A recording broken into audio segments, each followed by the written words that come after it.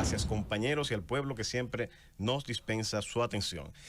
Miren, en la República Dominicana se está debatiendo desde hace muchos años la reforma a los códigos esenciales que regulan la vida, vamos a decir, esencial de los ciudadanos. Se ha hablado de la discusión del Código Civil, del Código Penal. El Código de Procedimiento Penal ya se discutió y fue aprobado. Muchos que nos inscribimos dentro de la opinión de que fue un buen código, y otros que piensan que es un código muy permisivo. Y está la discusión del Código Penal.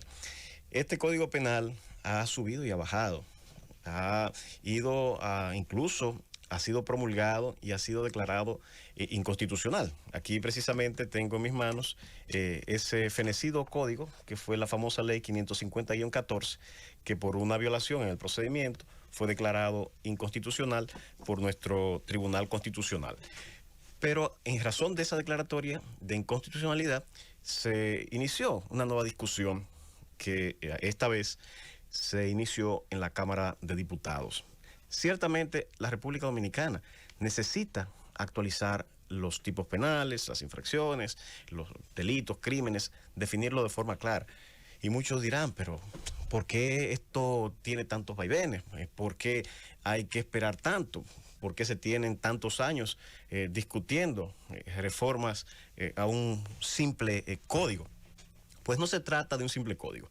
Y cualquier ley, por intrascendente que sea, por marginal, por especializada, por sectorial que sea, impacta en la vida de todos los ciudadanos. Porque hay un principio de corte constitucional que a muchos les sorprende, y es el principio que establece que todos se reputan que conocen la ley. Y usted dirá, pero yo no soy abogado, yo no soy especialista en ley, porque a mí deben hacerme, deben reputar, deben establecer que conozco la ley. Pues es un principio que está consagrado en nuestra Constitución y es la base de todo ordenamiento jurídico, es la base del mismo Estado de Derecho. De manera que sí es importante empaparse, inmiscuirse, participar de la discusión de cualquier norma, porque independientemente de que usted la conozca o no, se le impone. Y sobre todo, imagínese usted, una norma como lo es el Código Penal, que regula la libertad e inclusive la posibilidad de expropiación de ciertos bienes. ¿Cómo no ocuparse de entender, de profundizar, de preocuparse por cuáles elementos se están discutiendo o incluyendo en esa norma tan especial? Por ejemplo, ¿cómo se tipifica o cuáles hechos de una persona pueden dar lugar a la tipificación del homicidio o la tentativa de homicidio o algo tan sencillo y común como un robo? La pena que apareja ese robo. En el derecho hay un principio de legalidad, y esto implica que no puede haber una sanción penal si no existe previamente un delito o una violación a una disposición de orden legal que se encaje perfectamente a ese hecho que ha ocurrido. De manera que ese código, eso es lo que hace: establecer, definir cuáles son las conductas que nosotros los ciudadanos comunes y corrientes cometemos y que pudieran dar lugar incluso a la privación de libertad. Señores, después de la vida se dice que la libertad es uno de los bienes más sagrados. Por eso se dice, Dios en el cielo y los jueces en la tierra. Se le atribuye a los jueces un poder tan alto, que muchos osan compararlo al poder de Dios. Porque con una sentencia, por un hecho que esté descrito y sancionado en un cuerpo de ley que se llama Código Penal, a usted se le puede privar de su libertad. De manera que no es para tomárselo a la ligera. Pero ¿qué sucede? Al ser tantos los hechos, tantas las situaciones que pueden dar lugar a la privación de libertad o a la expropiación de ciertos bienes, que se divide la sociedad cuando se tienen que definir algunos tipos penales, porque no todos están de acuerdo con que esa conducta deba ser objeto de una sanción, sea esta privativa de libertad, sea una multa, sea cual sea la sanción. Y es el caso de las tres causales, que ha puesto en el ojo del debate este Código Penal. Si quizá no se introduce en el debate el tema de las 3 causales, hay muchísimos ciudadanos que ni siquiera se hubieran enterado de que esa ley se está discutiendo en el Congreso Nacional.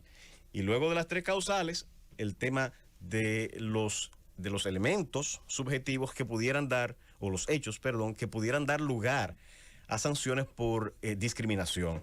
Estos son los hechos quizá más trascendentes que hicieron saltar a la opinión pública y que hicieron que muchos ciudadanos se empaparan de la existencia de una discusión en el Congreso Nacional de un Código Penal. Bueno, hay muchos que quieren que este Código Penal se apruebe lo antes posible. Yo soy uno de los que piensa que tenemos que actualizar el conjunto de hechos que dan lugar a sanciones penales. El catálogo de tipificaciones en la República Dominicana se queda corto, porque el avance de la tecnología, la creatividad humana, genera hechos que un código de finales de los 1700, que es el Código Penal francés, que fue el que en el 9 de febrero de 1844, Jean-Pierre Boyer implementó en la República Dominicana y que se mantuvo inclusive sin traducir hasta el año 1884, que es cuando Ulises Ceró ordena su traducción. Ordena su traducción en 1882 y lo promulga mediante la ley 2274, ya traducido. Pero era el código francés. Imagínense, un código, ese código napoleónico de 1791, no podía prever situaciones como es las sustracciones que se producen en cuentas bancarias por vía de accesos ilegales. No podía prever, por ejemplo, situaciones de incursiones ilegales a la privacidad por vía de la red, por vía del Internet.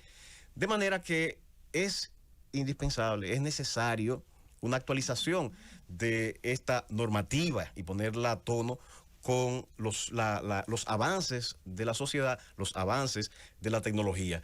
Pero es tan fundamental, es tan importante que no se puede festinar. Que puede perimir ahora en el Senado de la República, pero tiene par de días que fue remitida al Senado de la República. Y lo importante no es que se apruebe rápido, porque ya tenemos muchos años discutiéndolo. Lo importante es que se escuchen a todos los sectores y que ese cuerpo legal tan importante que regula el estado de libertad de los ciudadanos o la privación de esa libertad sea la expresión legítima de todos los sectores de la sociedad y no solo de un grupito que tal vez ahora, porque le acomoda la redacción que tiene, está muy conforme con que se apruebe a vapor.